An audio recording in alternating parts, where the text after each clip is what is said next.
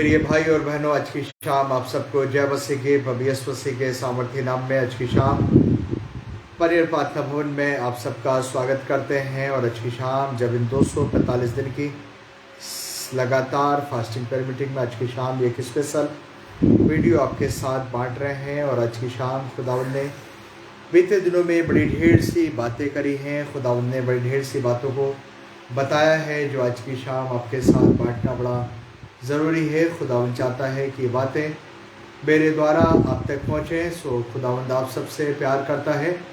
आप जब हमारे इस वीडियो को देखते हैं, लाइक कमेंट्स शेयर करना और सब्सक्राइब करना ना भूलें, ताकि आपके द्वारा और भी खुदा के लोगों तक खुदा का कलाम पहुँचे। आज हम लोग एक बड़े ख़ास विषय पर हैं और एक बड़े ख़ास विषय की बात कर रहे हैं। क्योंकि आप सब जानते हैं, बाइबल बताती है, और जो कुछ भी इस समाज में होता दिखाई दे रहा है, इन सारी बातों का प्रमाण ये है कि अंतिम समय है और प्रभु यीशु मसीह बहुत जल्द इस पृथ्वी का न्याय करने के लिए आने वाले हैं। जब प्रभु यीशु मसीह इस पृथ्वी का न्याय करने के लिए आ रहे हैं, मेरी और आपकी कैसी तैयारी है? मैं और आप कितनी तैयारी में है कि जब ज़मीन और आसमान का खुदावंद प्रभु यीशु मसीह इस पृथ्वी का न्याय करने के लिए आ रहे हैं, तो मैं और आप क्या सच में प्रभु यीशु मसीह के साथ उसके सिंहासन पर बैठने के लिए तैयार हैं या फिर नहीं? पवित्र वचन में लिखा, मत्ती की किताब 7 अध्याय के 21 पद को अगर आप पढ़ते हैं तो लिखा, जो मुझसे हर समय हे प्रभु कहते हैं, उनमें से हर एक इंसान, हर एक व्यक्ति स्वर्ग के राज्य में दाखिल ना होगा, परंतु वही जो परमेश्वर की इच्छा के अनुसार अपनी जिंदगी को, जीवन को व्यतीत करता है। मेरे भाई और मेरी बहन, मैं और आप इस 2023 के तीसरे महीने की 10वीं तारीख में आज परमेश्वर की आराधना कर रहे हैं। थोड़े समय के बाद 11 तारीख लग जाएगी। आप इन 10 दिनों के अंदर मात्र विचार करके देखिए, क्या आपने अपनी ज़िंदगी में, अपने जीवन में परमेश्वर की इच्छा को पूरा करा है या फिर नहीं? मैं परमेश्वर के वचन से पढ़ रहा था और परमेश्वर के वचन में लिखा, परमेश्वर ने जब राजा साउल को राजा बनाया, परमेश्वर बहुत ज़्यादा खुश था, बहुत ज़्यादा आनंदित था जिस दिन राजा शाऊल को राजा बनाया। उसके बाद जब मेरा पढ़ते हैं बाइबल में, परमेश्वर के वचन में लिखा, परमेश्वर कहता है, मैं राजा शाऊल को राजा बनाकर पछताता हूँ, दुखी हूँ। कभी आपने इस बात पर विचार किया है कि आखिर क्यों परमेश्वर ने ऐसा कहा कि मैं राजा शाऊल को राजा बनाने के बाद दुखी हूँ, मैं पछताता हूँ? मेरे भाई और मेरी बहन, आज इस बात पे विचार करने की आवश्यकता है, सोचने की ज़रूरत है। क्या सच में परमेश्वर ने मुझे आपको राजा बनाया है, मुझे आपको ब्लेस किया है, मुझे आपको बरकत दी है? कहीं ऐसा तो नहीं कि परमेश्वर मेरे और आपकी ज़िंदगी के बारे में ऐसा परमेश्वर को लग रहा है, ऐसा परमेश्वर को ज्ञात हो रहा है कि परमेश्वर को ऐसा महसूस हो रहा है कि वो मुझे आपको राजा बनाने के बाद, मुझे आपको पद देने के बाद, मुझे आपको सम्मान देने के बाद परमेश्वर पछता तो नहीं रहा?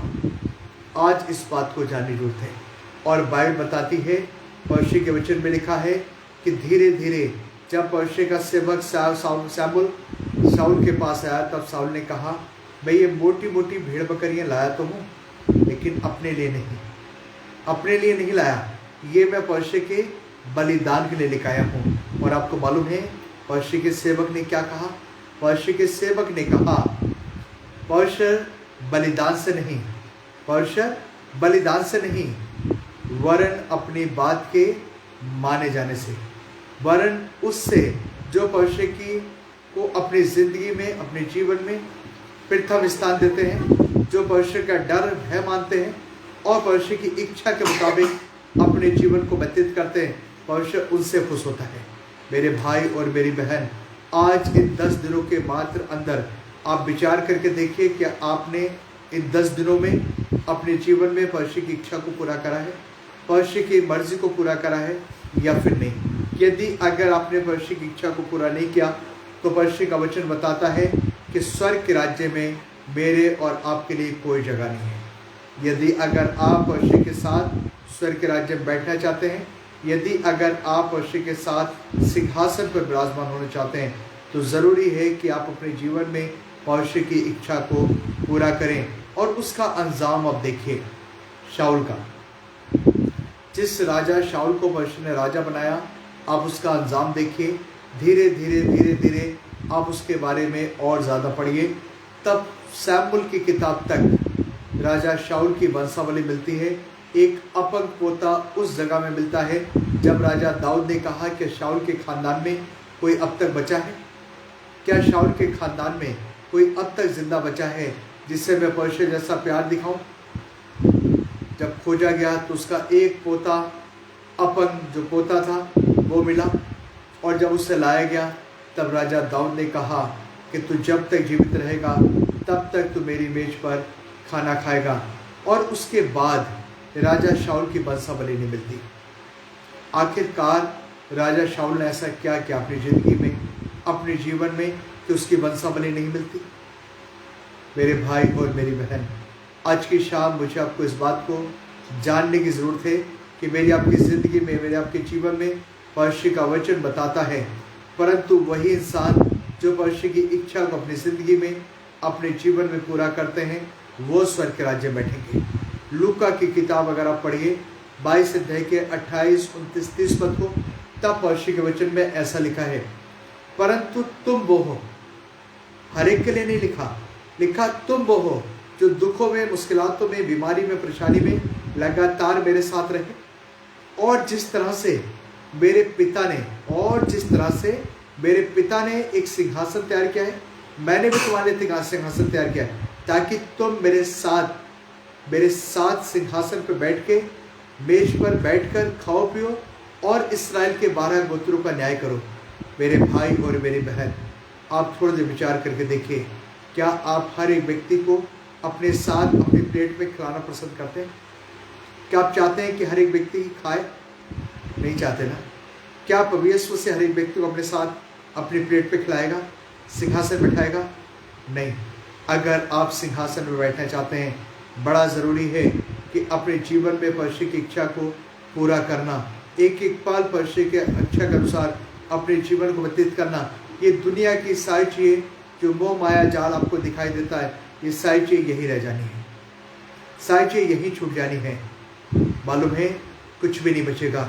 सिर्फ यदि बचेगा, परमेश्वर का वचन बताता है, और उनके कर्म जो मेरे आपके साथ जो गठरी जाने वाली है, वो गठरी है मेरे आपके कर्मों की। चाहे वो आपके अच्छे कर्म हो, चाहे वो आपके बुरे कर्म हो, ये है जो गठरी मेरे और आपके साथ जाएगी। मेरे भाई और मेरी बहन, आज बहुत ज़्यादा विचार की जरूरत है, क्या हमने अपने जीवन में परमेश्वर की इच्छा को पूरा कर रहे हैं या फिर नहीं। यदि अगर नहीं तो आज जांचने की जरूरत है, विचार की जरूरत है, और यदि नहीं तो आज इस बात का फैसला लें कि हाँ खुदावंद, हम अपनी ज़िंदगी में, अपने जीवन में सिर्फ और सिर्फ आपकी मर्ज़ी को पूरा करेंगे। अगर आप अपने जीवन में परमेश्वर की इच्छा को पूरा कर रहे हैं, परमेश्वर की मर्ज़ी को पूरा कर रहे हैं, तो निश्चित रूप से आप परमेश्वर के साथ उसके सिंहासन पर दाहिने हाथ पे बैठेंगे, क्योंकि परमेश्वर ने आपके लिए राज्य तैयार करके रखा है। परमेश्वर चाहता है कि आप सिंहासन पर बैठें। परमेश्वर चाहता है कि आप इस्राएल के 12 गोत्रों का न्याय करें। लेकिन ये सब करने के लिए मालूम है आपको क्या करना है? आपको सिर्फ और सिर्फ अपनी ज़िंदगी में, अपने जीवन में परमेश्वर की इच्छा को पूरा करना है। जब आप अपने जीवन में परमेश्वर की इच्छा को पूरा करते हैं, परमेश्वर की मर्जी को पूरा करते हैं, तब निश्चित रूप से आपके लिए स्वर्ग के रास्ते खुल जाते हैं। स्वर्ग का दरवाजा आपके लिए खुला है। और पवित्र यीशु मसीह कहता है, तुम वो हो जिन्होंने मुश्किलातों में, परेशानी में मेरी मर्जी को पूरा करा है, मेरे पिता की मर्जी को पूरा करा है। सो आओ मेरे साथ सिंहासन पे बैठ जाओ, आओ मेरे साथ सिंहासन पे बैठो। मत्ती की किताब में ऐसा लिखा है, मैथ्यू की चैप्टर 7 वर्स 21 में जब आप पढ़ते हैं तब इस तरह से लिखा हुआ है, जब आप अपनी ज़िंदगी में, अपने जीवन में परमेश्वर की इच्छा को पूरा कर रहे हैं, तब निश्चित रूप से परमेश्वर मेरे और आपके लिए सिंहासन तैयार करा हुआ है, ताकि मैं और आप उस सिंहासन बैठें। क्या आप बैठना चाहते हो सिंहासन पर? यदि अगर आप बैठना चाहते हैं तो ज़रूरी है कि हम अपने जीवन में परमेश्वर की इच्छा को पूरा करें। हम ये जानें कि परमेश्वर की इच्छा हमारी ज़िंदगी से, हमारे जीवन से आखिर क्या है। कई बार हम परमेश्वर की इच्छा को पूरा नहीं करते। कई बार हम लोग सोच के तब जाते हैं। परमेश्वर के वचन में एक बात लिखी है, और बीज बोने वाला बीज बोने निकला। लिखा है, कुछ बीज राह के किनारे गिरा, कुछ बीज झाड़ियों में गिरा, कुछ पथरीली भूमि पे गिरा। आखिर ये है क्या? बाइबल में लिखा, संसार की चिंता और धन का धोखा। ये है वो चीजें, संसार की चिंता, धन का धोखा, जो बढ़कर दबा देता है और आप परमेश्वर की इच्छा को अपने जीवन में पूरा नहीं कर पाते। लेकिन आज की शाम परमेश्वर का वचन आपके लिए है कि अगर आप अपने जीवन में परमेश्वर की इच्छा को पूरा करेंगे तो परमेश्वर आपको अपने सिंहासन बिठाएगा। और परमेश्वर के वचन में लिखा है कि आसमान से सड़कें खोलकर खुदावंद तुम्हारे घर में उतनी बरकत देगा कि आपके घर में रखने की जगह भी कम पड़ जाएगी।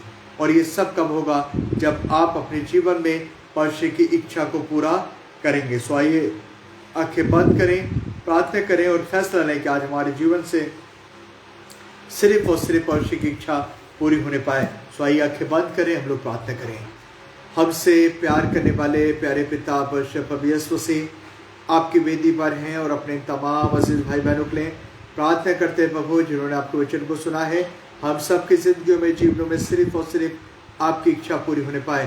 प्रभु यीशु मसीह प्रार्थना करते हैं मिसेस कर्नल वेकेशन के लिए, स्वर्ग से अपने हाथ बढ़ाकर आप उनके जीवन में, उनके परिवार बच्चों में आशीष दीजिए। प्रभु यीशु मसीह प्रार्थना करते हैं भाई राजेकब के लिए, मेरे खुदा इनकी जिंदगी, इनके जीवन पे अनुग्रह करें, बड़ी बरकत दें खुदा, और आपकी कुव्वत इनके जीवन में काम करें, इनकी आंख में नई रोशनी, नया बल आने पाए।